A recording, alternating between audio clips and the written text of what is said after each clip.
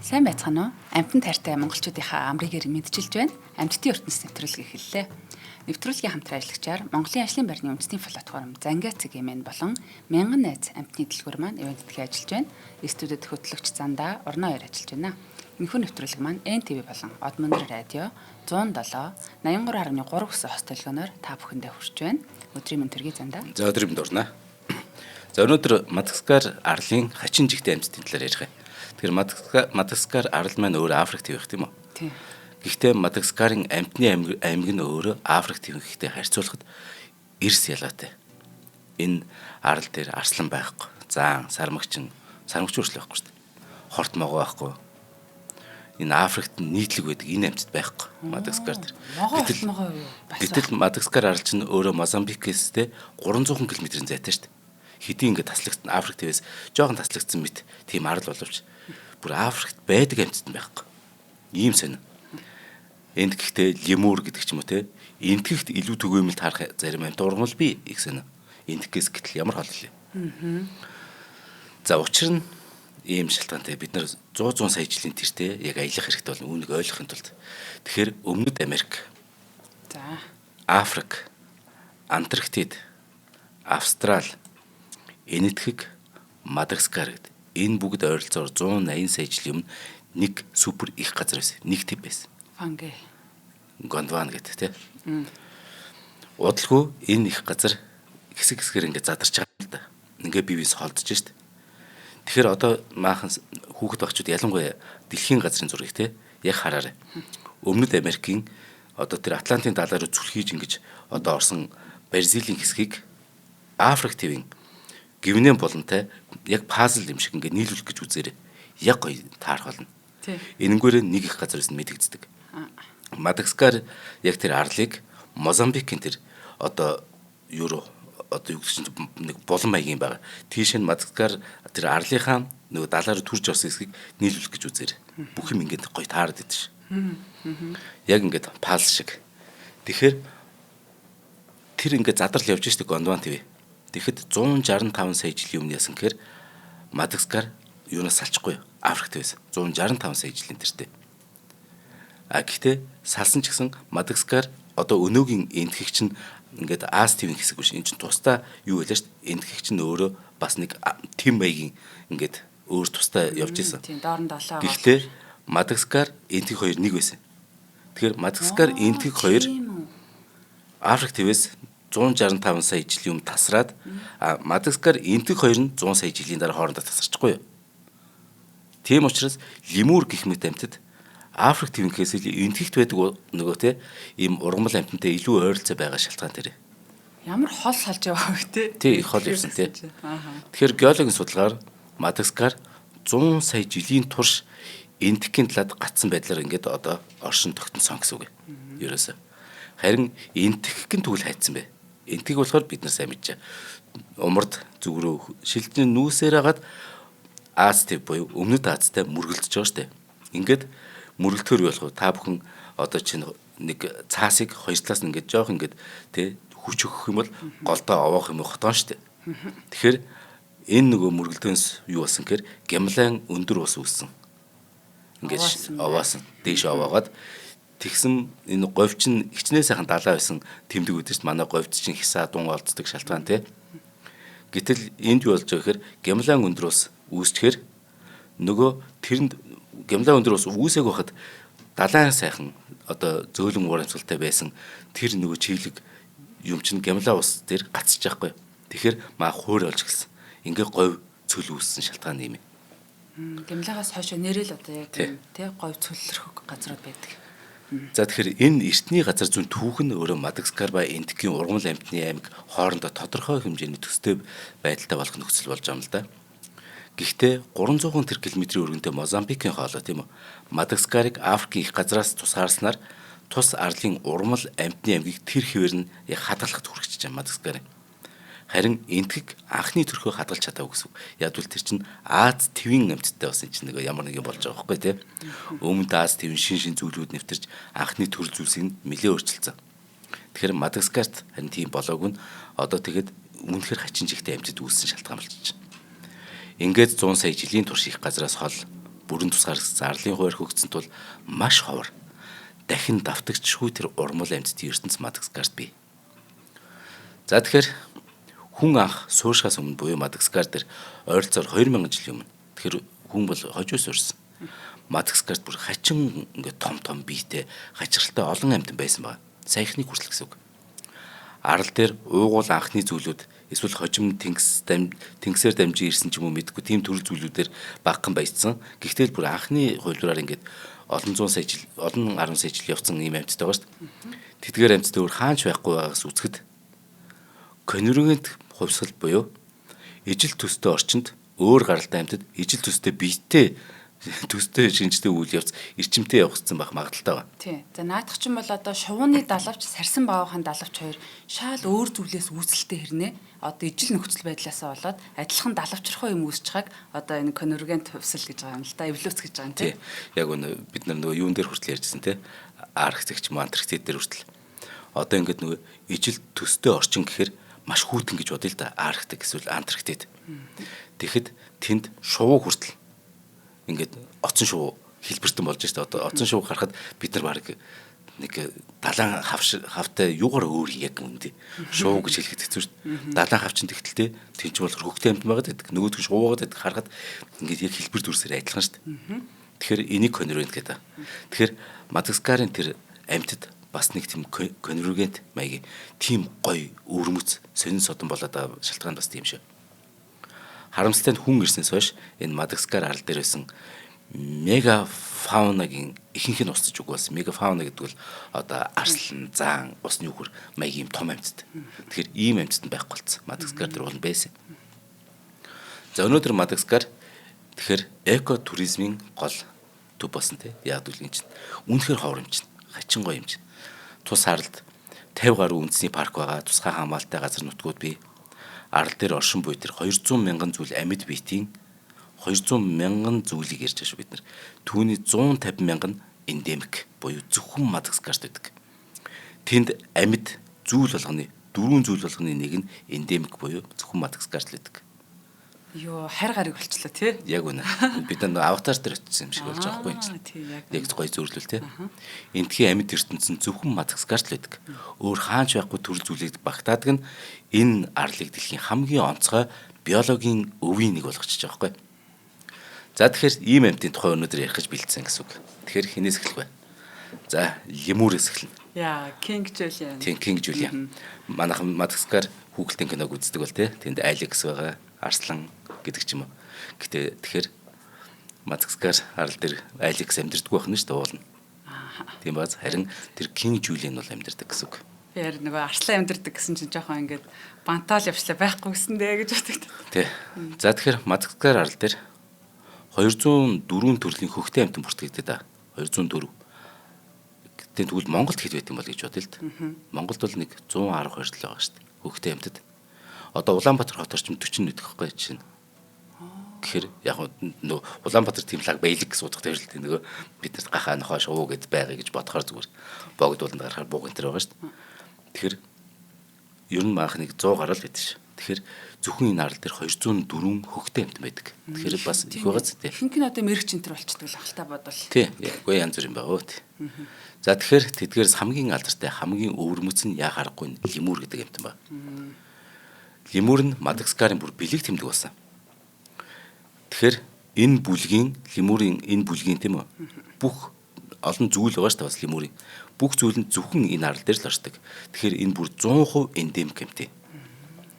Хүмүүс ихэвчлэн тэднийг сармагчтай андуурдаг л да. Гэвч тэд сармагчнаас жоохон ер нь ондоо.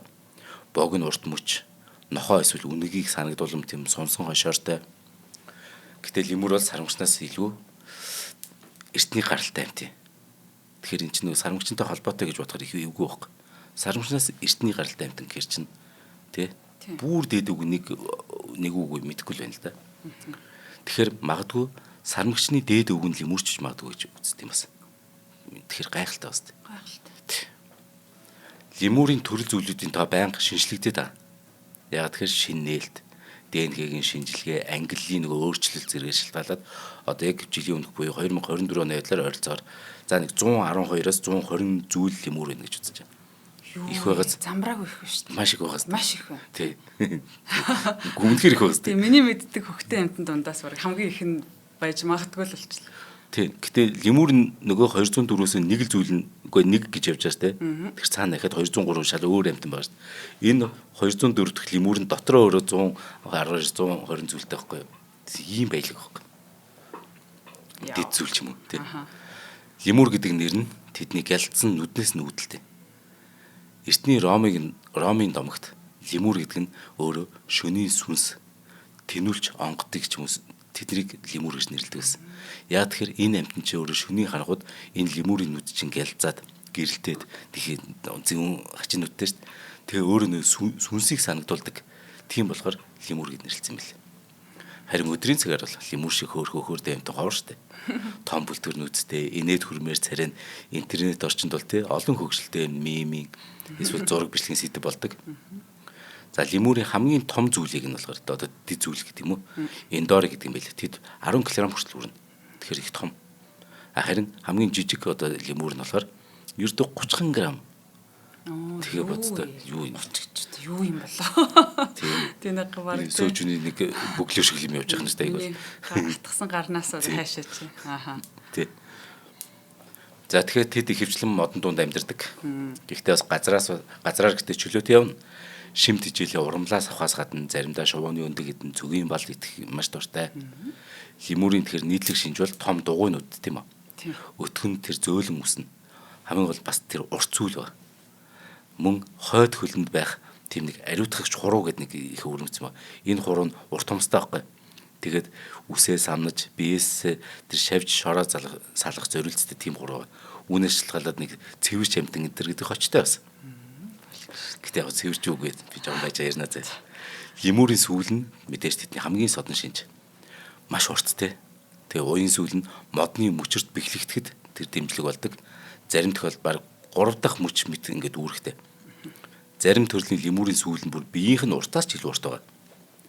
Харин муур лемур гэдэг байгаа ката гэдэг. Тэр болохоор нөгөө хар цагаан судалтай сүүлээрээ бид нар ялгардаг. Тэр нь хамгийн алдартай ката байхгүй. Энэ судал холоос ч гэсэн тод харагдана. Ката лемур өөрийн булчирхаагаас ялгаруулдаг хурц үнэртэй шингэнийг сүүлэндээ түрхээд өөрөөс ялгар нэг муухай хурц үнэртэй юм ялгарх нь шүү дээ. Сүүлэндээ түрхэнгүүтээ дараа нь сүүлээр нуруу гоцгоно. Улам үнэрээ бүр ингээд биеэр дүүрэн болгож шүү дээ. Зар маягийн гарангуйтай үнэртэй ус шиг ингээд тий. хараачих юм байл. Тэгээд өрсөлдөгч тэр үнэрээр сүрдүүлнэ. За энийг би гоё ярина. За лемурийн сүрэг бол матриархт буюу эхийн эрхтээс зөнгөлдөг. Тэгэхээр эм лемурүүд сүргээ удирдагч. Тэгэхээр тэд хоол амьдрах орчны сонголтод маш давмгай үүрэгтэй. За тэгэхээр одоо хэдүүлээ Мадагаскар хүүхэлдэйн кинонд яг нэг хаан байдаг те урт зүйлтэй. Тэгэхээр тэр бол King Julian буюу 13 дугаар Julian хаан гэсэн үг. Монголоор гарх сүлд самж гэж лемурийг ирнэ. Гарх сүлд самж. За зөвхөн Мадагаскар арал дээр л байдаг энэ лемур гэх энэ өхөөрдөм амьтан ороонд орсон үедээ маш өмхий. Асар өмхий. Тэд тэр өгзөг болон хөлөндөө байх тэр өмхий үнэр гаргадаг булчирхаагаа ингээд үрж ягаад хурц үнэр улам ихээр гаргана.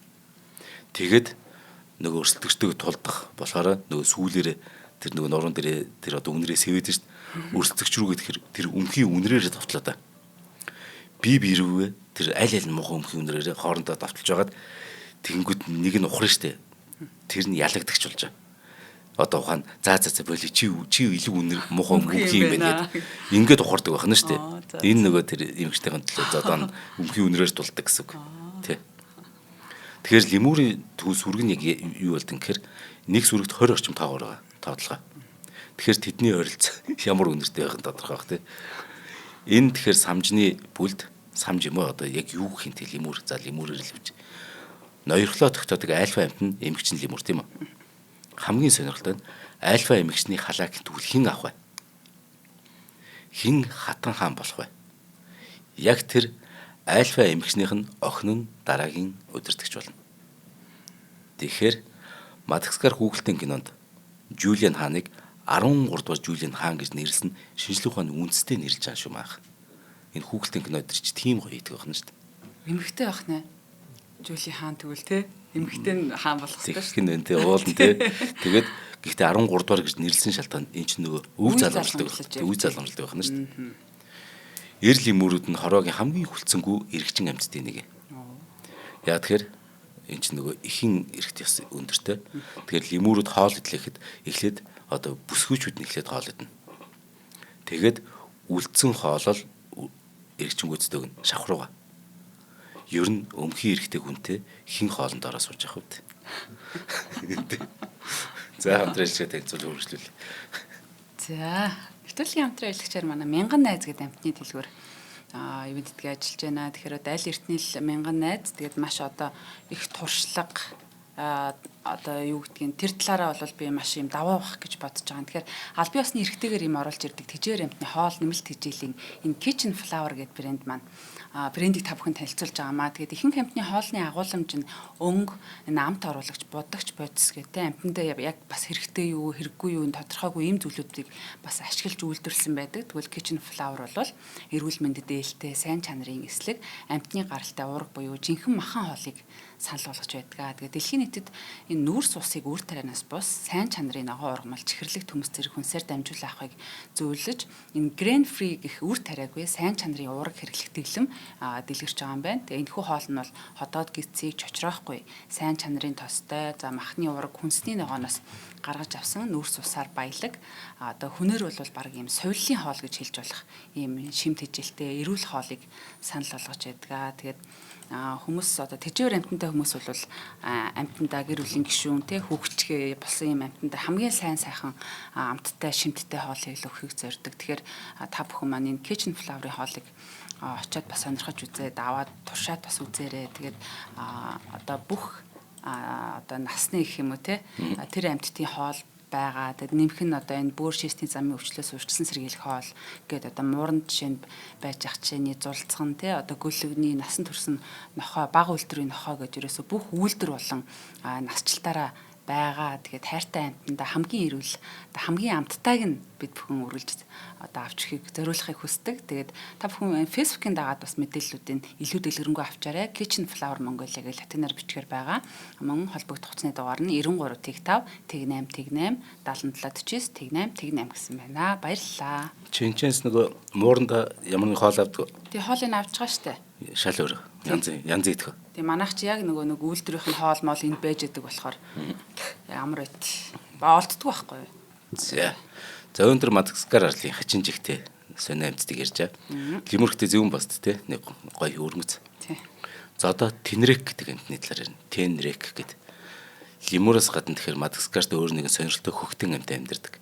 Энэ Тенрек. Олон хүн ер нь ингээд харахад зараа шүү зэ. Үгүй ер нь зараа харахад жоох зараа л да. Олон хүн жирийн бор зараанаас гадна үхэр зарааг бас мэдэх байх. Харин Тенрек бол юу гэдэг чимд яг дизайнерын гараар бүтсэн мэт өрмөц тийм зараа. Түүний зүүн өнгө олон өнгө. Хин ч харсан нүд баясгам дүр төрхтэй тийм зараа байхгүй. Ямар гоё өнгөтэй гэж бодож. Одоо найруулагч гомбоо маань юу вэ? Гоё зургуудын нөгөө. Чи гараар хэлээр зэ. Хүмүүст бас. За нэг зараа болтой юм аа. Гарч ирлээ. За одоохон яг гэхдээ нөгөө юу за одоо тийм ээ. Энэ ч одоо юу вэ? Шууны дэгдэх шиг. Дэгдэх шиг юм байна тийм. Өргөснөө дэгдэх л байгаа байхгүй. Харин тийм. Яг тийм байна. Харж байгаагүй юм байна шүү дээ. Яг хөөрхөн дахианы ч юм уу тийм ингээд дэгдэхээ шаар. Айгу хөөрхөн юм байна. Маш хөөрхөн. Хүний гараар нөгөө тэжээвэр үйлдвэрийг гаргаад ирсэн юм шиг тийм юм. Тэгэхээр харин тийм. Тэгэхээр нөгөө дизайнерын гараар бүтсэн юм шиг зараа гэдэг байхгүй юу? Эдгээр өрмөц амьтад бусад хачин жигтэй амьтын нэг адилаар зөвхөн Мадагаскар л амьдарна. Тенрек нь ердийн зараатай адилхан хэмжээтэй бүр. Яг ойрцоогоор юм 20 см. Тэгээ хоёр гараараа байдаг шүү дээ. За Тенрекийн дайс нь бол одоо мангус эсвэл фоса гэдэг ч юм уу махчин амьттай болоо. Яг фоса эдрийг дараа нь ярина. Зараа махчин амьтдаас бие бөөрийн хилэн ихвч хамгаалдаг гэдэг бид нар бүгд мэдэн штэ. Тенрек ч гэсэн бие бөөрийн хилэн. Гэхдээ бусад зараас өөр нь дайсныхаа хоншоор сарваг онилжоод өргөсөөр буудаж чаддаг. Амар. Тийм байна. Амар юм байна. Одоо бид нар зүгээр зэвсэг ашиглаж шүү. Тийм би одоо ингээд чамруу ингээд харуулж байгаа захлаа ингээд нэг нэгээр буудна тэгж чаддаг гэвэл амар байгаа сте. Амар шүү. Бүр байж боломгүй байгаа сте. Яг тэгсэн үг байхгүй юу? Яаж тэрийгээ салгаж малгаж зохицуулж тэгдэм юм бол тий. Тэр ч байтугай бүр өргөсөөр ингээд дуу аваа гаргалж чадна. Ингээд яах вэ гэхээр өргөсөй хооронд ингээд үрээд тэг дуу аваа нэг нэгэндээ мэдээлэл дамжуулдаг. Ингээд солилцдог. Ингээд тий. Нуруугаа ингээд дуургаад байгаа юм тий. Тэр шиг тий. Амьтын ертөнцид ийм харилцаа зөвхөн мэлхий гүрүүл гэх мэт мөлхөгчд эсвэл зарцаа шавжнууд гараад байна. Тэгт хөхтэй амтан гарна гэж амар байхгүй. Хөхтэй амтаас ганцхан тэнрэг л ийм чадвартай. Өөр энэ дэлхий дээр байгаа ер нь манай нарны амт байгаа хөхтэй амтаас өөр чадахгүй. Дааш тэдний авинд гэхдээ хүний чихэн сонсогдохгүй л дээ. Тийм үйлдэлтэй учраас бид хүлээх боломжгүй гэсэн үг. 20 гэрцээс доош. Тий. Мадагаскарт хүйтэн өвөл баг одоо болохгүй шүү дээ энэ ч мэдээж. Тэнрэгүүд ичээнд орох шаардлагагүй. А гэхдээ зараа бол ичээнд ордог тийм үү? Ер нь энэ хүүтэнд нэг ихэнх хөхтэй амтд ер нь тэгж байгаа тий.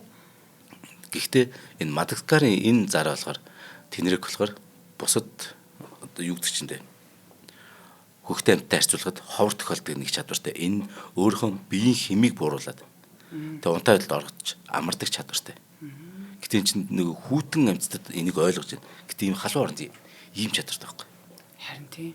Зүүн баст. Хоол хүнсний хомсдлын үед ч юм уу тэгдэг л ахын л да тий. Мэдгүй. Мадагаскарт хоол хүнс ховортгоо нэр. Шалтгаан байна да. За одоо хамгийн гачин. Энэ ч нөгөө ДНХ-гийн судлаач үнэхээр гоё ойлж штэ. Эрдэмтдийн тий. ДНХ-гийн шинжилгээгээр бидний мэдэх зараатай ямар ч холбоогүй гэдг нь батлагдсан. Тэнрэг.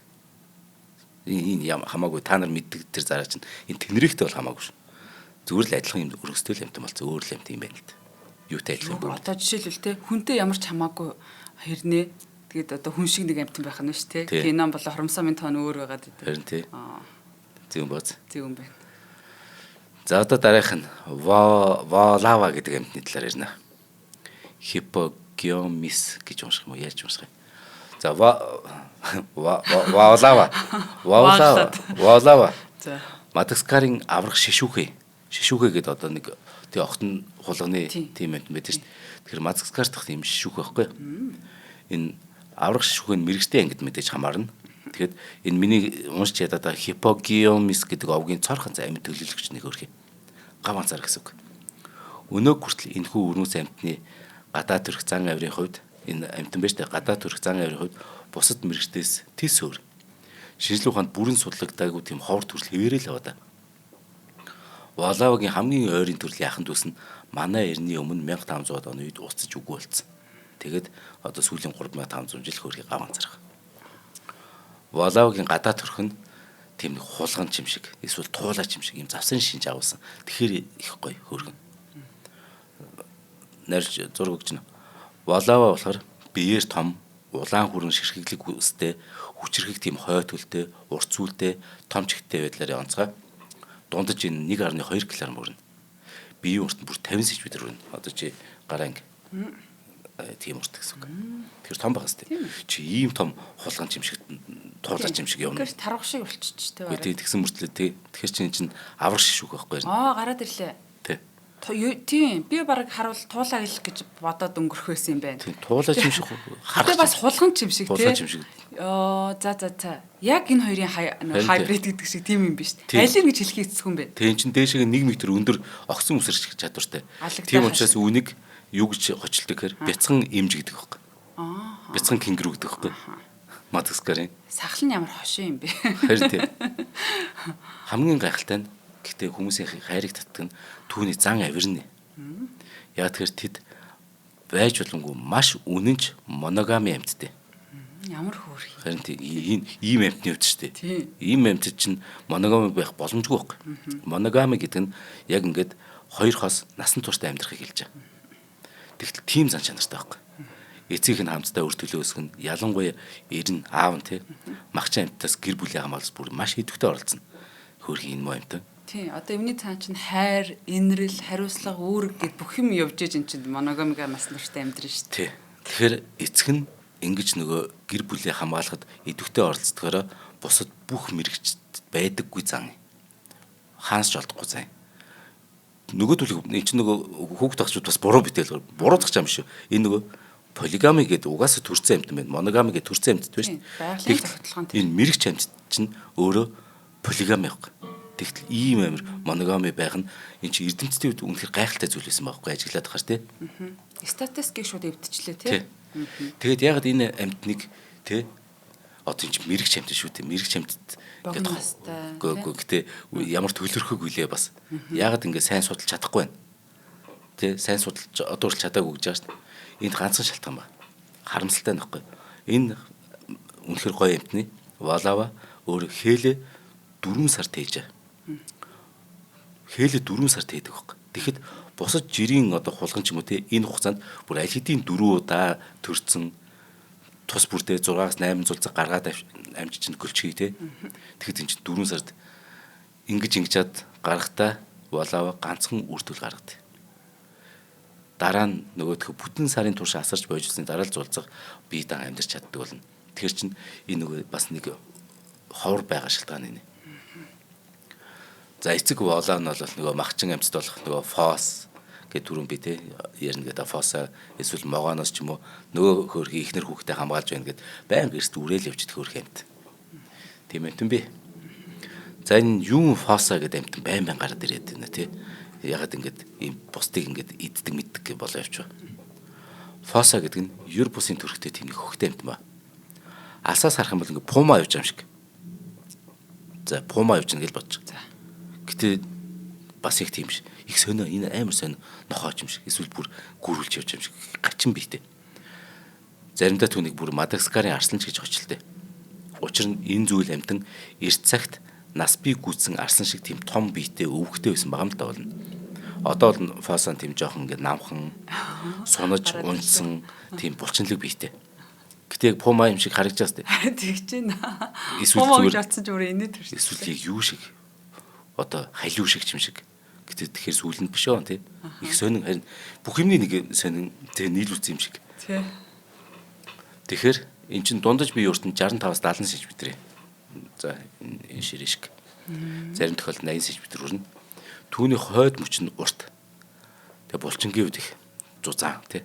Хойд мөч нь урт мөчөөсөө урт. Энэ онцлог нь удаан хугацаанд хүмүүсийг төөрөгдүүлээд түүнийг муурынхаа огт ирнэ багтад хүрэж мийн огт багтаагаад явуулсан байхгүй. Яг тэр нэг шин чанараар нь. Гэтэл орчин үеийн нэг генетикийн судалгаагаар энэхүү эндемик амьт нь шаал тустай зүйл болон батлагдсан ба. Босоо хүүхэн хараатай юм биш.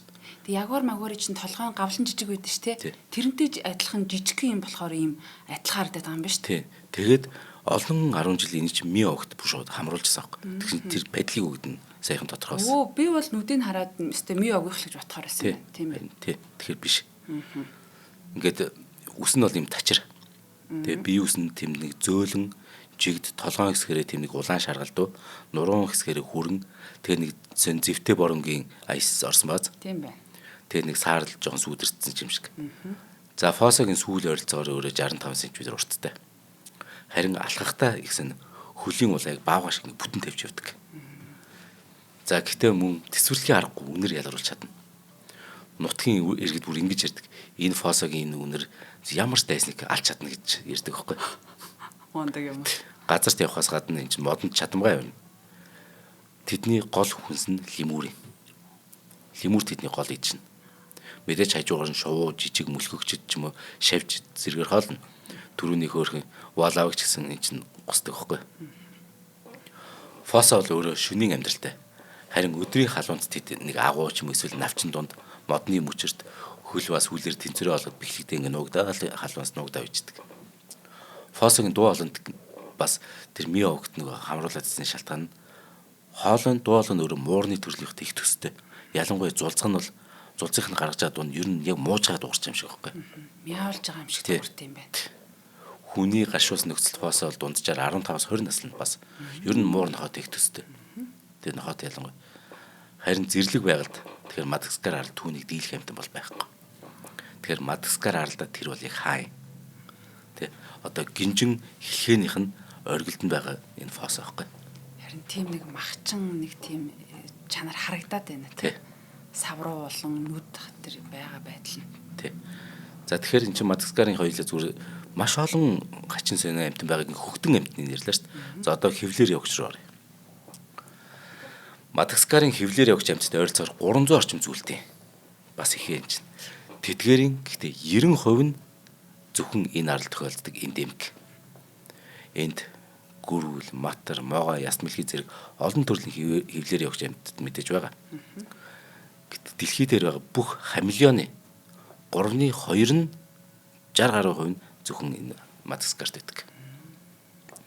Тэгэхээр Мадагаскар бол хамелеоны өлгийн нутаг.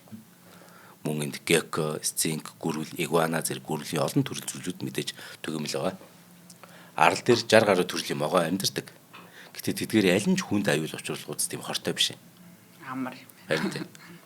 Хуурай газрын 6 төрлийн яст мэлхий байгаа. Тэдгээрийн 5 нь эндемик. За тэгэхээр энэ хамелеоны бүр сайхан нутаг байна шүү дээ. Дэлхийд дээр бүх хамелеоны 3/2 нь байдаг гэхээр тэр нэг пантер хамелеон гэдэг. Пантер хамелеон. Энэ бол дэлхийд дахинд маш өргөн тархсан өнгө үзмжээр гайхдаг тэр хевлэр явагчтай нэг. Гэтэ зөвхөн Мадагаскар арал дээр гэдгсэн дэлхийд дээр нөгөө тархсан гэдэг нь яг л тэднийг амтны судлаач одоо тэг гэртээ нөгөө амтны тижээх туртай хүмүүс бүгд тижээх туртай. Угаас чи хамелеон гэдэг нөгөө хайхаар гарч ирдэг яг амтан. Манай одоо найрч төрсөн нэг чинь Ирээг байна.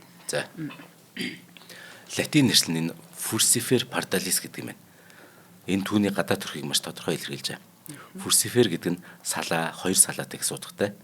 Мөн тэдний мөчний онцлог тэр бүтцийг илтгэж байгаа юм л да. Харин pardalis гэдэг чинь өөрөө ирвэс буюу пантера их суудгатай шүү дээ.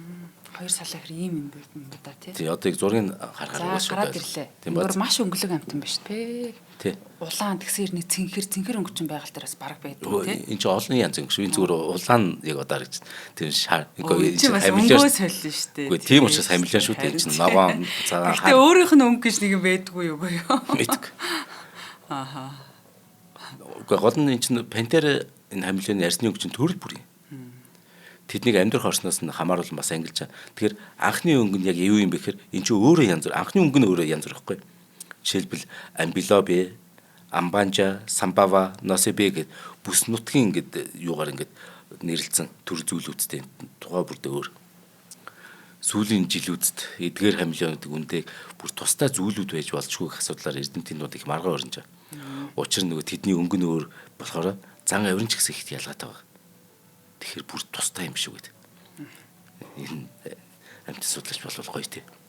Хамлаастай сонирхолтой. Сайхан мэтгэлцээл явж билээ. Үгүй наа чин тустай энэ төр гээл тий. За тэдний биеийн өнгө нутаг орны онцлогоос хамааран ногоовтор цэнхэр эсвэл гоё маргад ногоон тэнгисийн тэр гоё цэнхэр өнгнөөс эхлээд бүр хурц ягаан дээр ингээд шар судалтай хүртэл олон янз байгаа. Үрслийн үед энэ өнгөнд бүгд ингээд улам тодортой. Тэгэхээр бүр үзэсгэлэнтэй болно. Ялангуяа эр хамилионууд ч нөгөө эмгэгчнээ татах те эсвэл бусад эртээ тулдах үедээ нөгөө тод өнгө улам тоцсгож ашиглана штэ. Харин ялагдсан хамилион ихэвчлэн бараа өнгөт болж хуурдаг. Фэд даавт болоод алга болох нь шүү дээ. Хамилионы хил бол амьтны ертөнцийн хамгийн урт хил. Амьтны ертөнцийн. Хил нөө. Ааха. Тий. Магад энэ амьтны талаар хүмүүсийн хамгийн сайн мэдэх эд эрхтэн ч гэсэн тэр хилэн л баг. Дийлэнх зүйлийн хамилионы хил ихэвчлэн биеийнх нь уртыг сүүлнийх нь урттай нийлүүлснээр ч урт байдаг. Тэгэхээр чинь хамгийн урт байхгүй. Одоо фангалагийн хил бол амар урт тахгүй шоргоолчны нөхөр ингэж ордог. Тэгсэн чинь тэрнээс урт гэсэн чинь юу биетийг харьцуулахад л юм байна л да. Тий. Яг би тэнгүү сүүл. Тэнгүүд за нэг жишээ зүгээр 1 м гэж бол хилэн тэгвэл метр 50 см ч юм ингээд заавал урт байна. Биеэс урт байна гэсэн үг. Ер нь биеэс урт дотор юу болж идэв болоо тий. Их үгднэ гэсэн үг. Мэдээж их үгднэ гэсэн үг байхгүй. Тий, 0-ын цааш шиг их хүчнэ гэсэн үг. Тэгээд дур гэж гаргаад буцаал хүчнэ. Хамилио энэ онцгой урт гэлээ ойрцоогоор. Тэгэхээр энэ ч нөө эвхээд гаргаснаа буцаж эвхэх нь шүү дээ. Энэ хэрэг хурдтай болдог гэхээр 1 секундыг 3 хуваасны нэгтэй тэнцэх хэмжээнд энийгээ тэгж хийж чадах юм. Секундэд 3 удаа энэ үйлдэлийг хийж чадна гэсэн үг. 1 секунд 3 ялаач барьж чадах юм байна ер нь. Яг үнэ тий. Өөрөөр хэлбэл нэг дор олон ялаатай тааруул 3 секунд чинь 9 удаа хилээ гаргаад төдий тооны ялаа барьж авч чадвартай л гэсэн үг. Хэдүүлээ тоолё л да. 1 секунд, 2 секунд, 3 секунд. За энэ хугацаанд 10 ялаа байхгүй. Гэтэ мангар уртгал ингээд хумигдaltaй ихтэй л 0-ын цааш шиг ихтэй л буцаж гараад. Тийм секундын 3.1 тэлэн гараад орохыг баг харж чадах юм уу те шүнх гэл нэг өнгөрөх юм шүү. Тий. Тэгэхээр аман дотор нь хуйлаастай байх энэ хамилионы хил бол хорхоо шавжир хоолдог эзний онцлогт яг тохирсон тэр эдэрч тижээлээ олох гол хэрэгсэл тэр зэвсэг юм аа. За. За нэвтрүүлгийн хамтран ажиллаж танилцуулаад цааш үргэлжлүүлнэ. За энэ гоё видеог нөгөөж чинь тий. Манай ярьж бүр. Гоё юм аа. Гоё яригч. Оо юу ясаа хэлмэр ямар гарч ирвэ.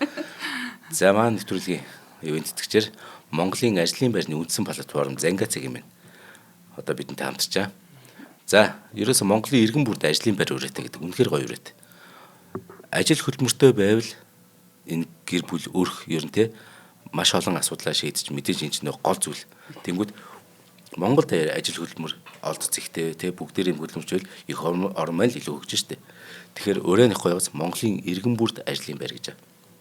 Тэгэхээр Зангацэг юм энэ нь болохоор ажил хайж байгаа хүмүүс болон ажилтан авахар бас төлөвлөж байгаа компаниудын хооронд нь холбогддог. Тэгэхээр их гоё. Чи ажиллалаа тэг хөтлөгчөөр нэг ажил орчих юмсан гэж боддог. Би тэнгууд нэг за хөтлөгч олчих юмсан гэж боддог. Яг энэний төвлөлийн голд нь Монголын ажлын байрны үндсэн платформ Зангацэг юм байна. Тэгэхээр Монгол улсын хөдөлмөрийн зах зээлийн энэ эрэлтийг бол нийлүүлэлтийн 95%-ийг Зангацэг дангаараа бүрдүүлж байгаа гэхээр маш буянтай байгууллага байхгүй. Тэгэхээр Зангацэг юм өөрөө тийм аппликейшнтэй, мөн веб хувилбартай, мөн цахим сургалтын платформтой, аудио номын сантай, Зангийн аудио гэдэг B2B буюу ингээд бизнесүүдийн хооронд нь холбогддог платформтой. Мөн ингээд байгууллагын ингээд танхимын сургалттай, цалин хөлсний судалгаа, байгууллагын хүний нөөцүүд зориулсан сэтгүүл зэрэг ингээд маш олон зүйл хийдэг шүү дээ. Тэгэхээр хүний нөөц ба ажилтны ур чадварыг дээшлүүлж, ажлыг хялбарчлах, бүтээмжийг нэмэгдүүлэх 20 гаруй төрлийн бүтээгдэхүүн үйлчлэгийг зах зээл таниулан ажиллаж байгаа. За яг одоогийн байдлаар Зангацэг юм байна. Сая 100 хэрэглэгчтэй. 10,000 байгуулгын одоо чинь нэгэн зөвхөн одоо Одмонд ч юм уу те гихгээл энийг ингээл явах нь шүү дээ. Тэгэхээр 10,000 байгуулгын. Гэтэ энийг бүр ингээд дотор нь 24 салбар болгож хуваагаад 20,000 ажлын байр нээлттэй одоо зарлагдсан ба. Тэр 24 салбараас нь жишээ дуртахад их гоё шүү дээ. 45-аас дээш насны иргэдэд зориулсан ажлын байр гэдэг дээр нь 750 ажлын байр байгаа шүү дээ. Тэгэхээр 45-аас дээш насны ажлын байр хайна гэдэг бол одоо миний насны хүмүүс ажлын байр хайгаад тэгээд нөгөө нас маст нь жоохон хэцүү шүү дээ. Тэгэхэд энд ямарсан 750 ажлын байр байж л байгаа байхгүй. Бүр туршлага шаардахгүй ажлын байр чинь 1650 ажлын байр. Ямар гоё категори вэ те? Одоо 60-та хүмүүс ч юм уу ажил хайвал яах вэ гэдэг чинь хайхгүй шүү дээ те. Тэгвэл иш болоор гарчих юм би. Бүр хөгжлийн бэрхшээлтэй иргэдэг тусгай хэрэгцээ те. Тэр хүмүүс зөөрөөс үргэлжлүүлсэн үү шүү дээ. Их гоё шүү дээ энэ чинь. Гоё. Тий. Бүр тэтгүртэй гарсан хүмүүс ихчиж байгаа. Бүр ингээд үнэхээр гоё юм. За тэгэхээр та бүхэнд олон ажлын байр таныг хүлээж байгаа. Монголын иргэн бүрд ажлын байр өрөөтэй Зангацэг юм манай амьтдын ертөнц нэвтрүүлгийг ивэнтэтгэлээ. Баярлалаа. За Мадагаскар арлын одоо тэгвэл 2 нутагт тим амьтд руу очие. Тэ? Тэ. Газар усны явагч. Тэ. Аха. Сайвал хэдүүлээ хевлэр явагч руу явлаа шүү дээ. Тэ. За Мадагаскар арлд 290 гаруй төрлийн 2 нутагт амьдарч байгаа. Тэгээд гэтээ шин зүйлүүд тогтмол илэрсээр л байгаа. Эдгээрийн баг дийлэнх нь зөвхөн мэдээжийн эрг арлын угуул эндемик зүйлүүд. За энэ чэнс онцлог нь алтлаг мантелла гэдэг энэ мэлхийн талаар. Үнэхээр яг шав шарангатай үнэхээр гоё. Алтлаг мантелла Мадагаскар тохиолдох маш жижигхэн мэлхийн. Ердөө 2 см. За жижиг журган. Зөв шиг юм байна уу? За наадах чинь тал шиг. Ийм жижигхэн мэлхийн. Тэгээ шав шарангатай. Ийм жижигхэн мэлхийн талаар ярьж. Бүр маш тод шар эсвэл улбар шар өнгөтэй болохоор анхаарал татна. Хитий жижигэн ч гэсэн чинь маш тод харагдана. Гараад ирлээ. За. Тэгэхээр үүний хамгийн онцгой шинж нь ийм тодлохоор яадаг вүлээ. Одоо амт идэхгүй шүү дээ энэ чинь хор байна гэж хараад тий. Яг гэвэл энэ бол маш хортой амтан гэсэн үг. Энэ хор нь тэгэхээр арьсаар нь гадагшилтай учраас maaхан мэдээж магадгүй тий хүүхд багчууд ингээд том болоод энэ нэвтрүүлэг үзээд Мадагаскар орж үзэх юмсан гэж бодоод очлоо гэж бодъё. Нөх хөөрхөн нөгөө тий шар мэлхий чинь байх юм бол хуруу хүргэж болохгүй шүү. Тэгэхээр үгүй шүү. Оо яасаа амир. Шууд үгүй шүү. Тийм хортой байхгүй. Могоноос хортой гэж сонсч байсан уу? Сонсч байлаа. Мэлхий хэдий хэмжээний тод байна төдий хэрээр л хортой байна гэж ойлгох болно. Харин тийм юм тод мэлхийг ингээд зүгээр мэлхийг барьж иж байгаа тод мэлхийг харангуйтай нэг иддэг амтан чи тойроод тоохгүй явдаг юм бэл. Тийм шүү дээ. Яг үл тэр чинь нөгөө олон сая жилийн турш мэдж байгаа шүү дээ. За энийг гэдэг юм бол би өөрөө хүн гэдэг. Тэнгүүд зарим мэлхий чинь өөрөө ямар ч хоргүй мөртлөө нөгөө тод өнгөтэй гэж бас айлгадаг байхгүй юу? Энэ чинь нөгөө амьд үлдэх чадвар чинь янз бүр юм болно шүү дээ. Хэдийгээр ийм жижигхэн чихэлтэй гэлээ те алтан мантал бол хорийн чанараараа дэлхийд үнэхээр алдартай. Түүний тэр ялгаруулдаг алкалоид гэдэг бодис байхгүй. Энэ тун баг хэмжээгээрч бусад амьтад маш хот ноцтой тэр хохирлыг учруулж чадах юм. Гэхдээ сонирхолтой нь энэ хор хаанаас гарч ирээд байна? Энэ мэлхийн хор нь энэ мэлхий өөрөө юу идэж байгаасаа шалтгаалж гарч ирж байгаа. Хэрвээ бид нар энэ мэлхийг авчраа те тэгээ гэртээ зүгээр ингээд энгийн тижээх юм бол энэ ямар ч хоргүй мэлхий болно шүү дээ. Яг л байгаль дээр өөрөө хор нөгөө гаргаж болох зүйлийг идээд байхгүй. Жижиг шавжаар ч юм уу те нэг төрлийн шоргоолж бичил хорхоо шавж тэгээ эзнэр тэрнээс нь өөрөө ингээд хорыг гаргаж өөрөө тэрэндээ хорддог л байхгүй хамгийн зөв нь.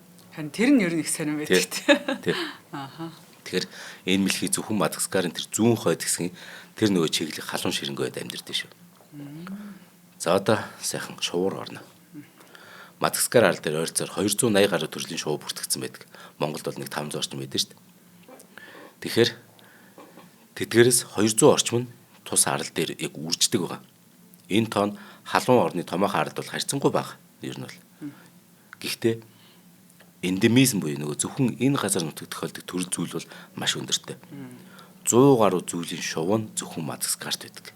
Тэгэхдээ шувуу чинь хичнээн эргчлөөтэй байлээ. Яг нэр юу ч яриад те энэ чинь 300 км нисэж чадахгүй шувуу вэ гэж те ямар дахиад биш. Энэ газраас хамааралгүй амьтд чинь бас те эндемик гэнэ ер нь сонин хамгийн эрх чөлөөтэй амьтд шүү дээ шувуу чинь. Гэтэл эндемик те 280-аас 100 гаруй нь эндемик гэр чинь үнэхээр онцгой байсан. Тэр чинь асар өндөр гэсэн үг байхгүй энэ тоол. Тэгээ 100 гаруй зүйлийн эндемик шувууны 49 нь бүр тусгай хамгаалж шаардсан тийм эндемик зүйл байна. Яг тусгай хамгаалж шаардсан гэхээр нэг одоо мөхсөн нэг амьтныг ярил л да. Заан шувуу гэдэг. Мадагаскарт урд энэ заан шувууд гэж байсан ба.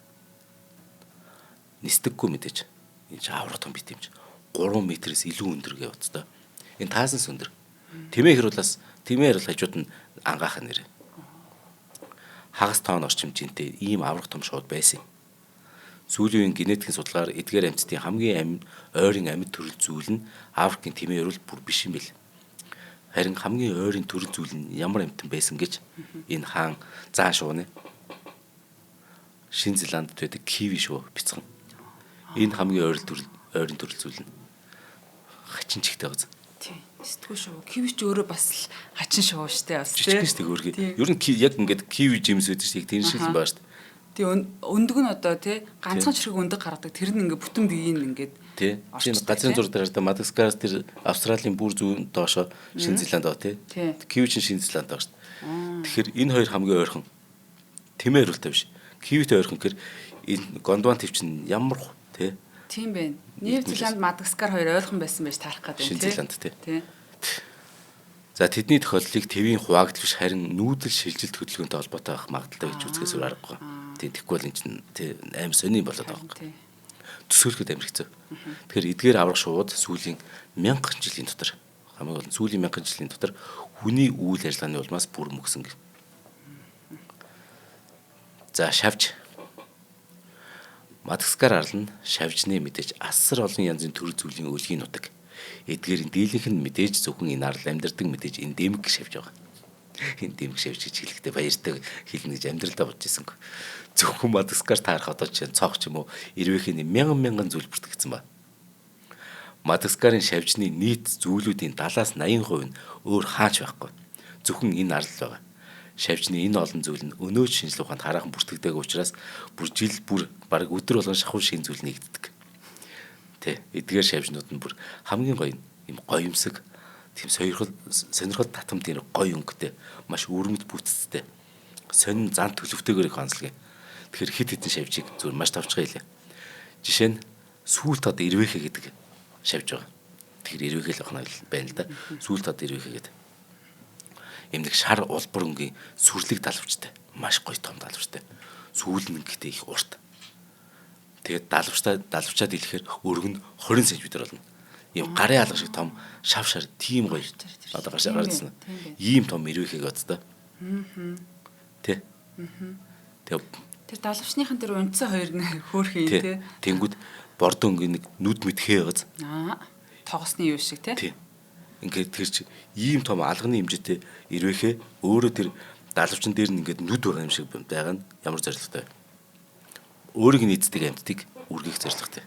Яг л эн чинь нүчиг харагдахаар хин ч гэсэн юу гэдэг. Жохон хайн шүү дээ. Их шөнийн тийм идэвхтэй амьдралтай ийм ирвэх байгаа. За одоо нэг цох байгаа. Анааш цох гэдэг нэртэй. Жирафа вивил гэдэг. Энэ ирэх чинь бүр одоо цох штэ бид нар цох ярьж байгаа.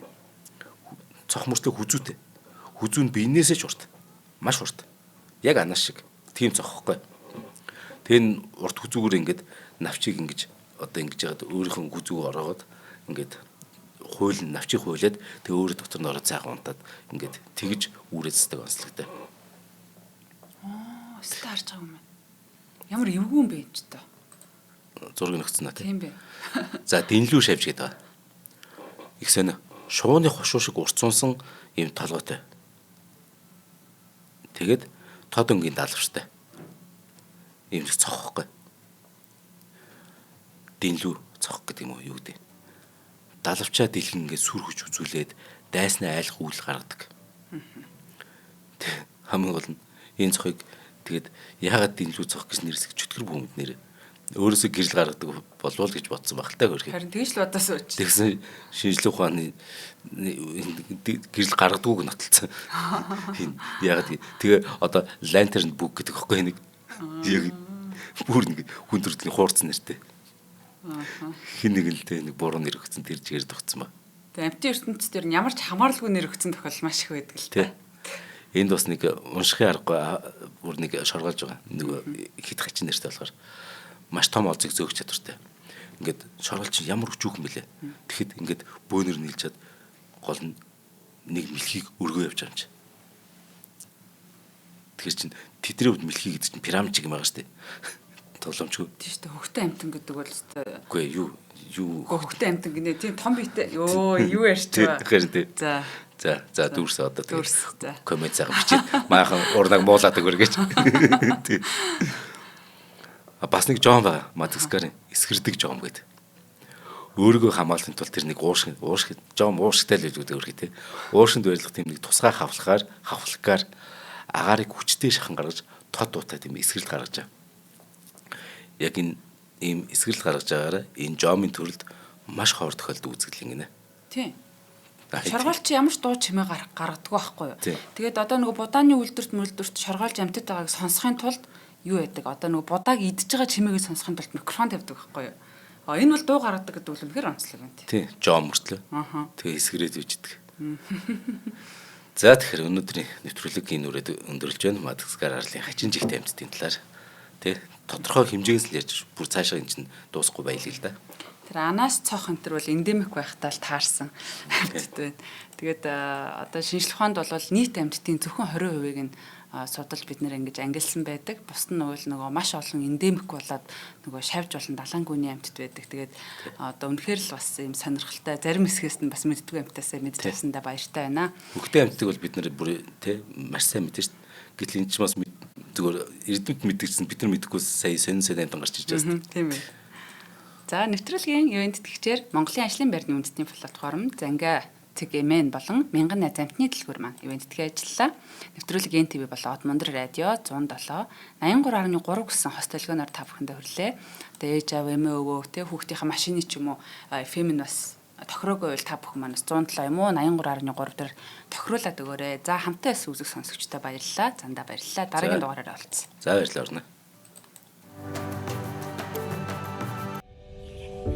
Нэвтрүүлгийг хүлээн авсан Нарны аймгийн монголчуудаа баярлалаа.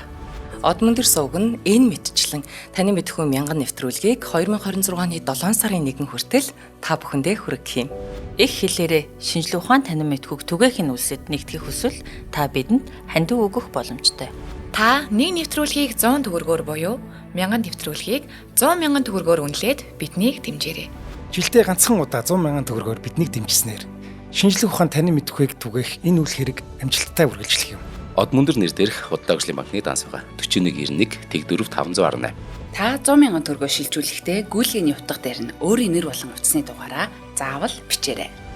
100,000 төгрөг хандалснаар од мөндөр сүгийн алтан гишүүн болох юм а. Шинжлэх ухаан, танин мэдхгүй Монголд ялах болтугай.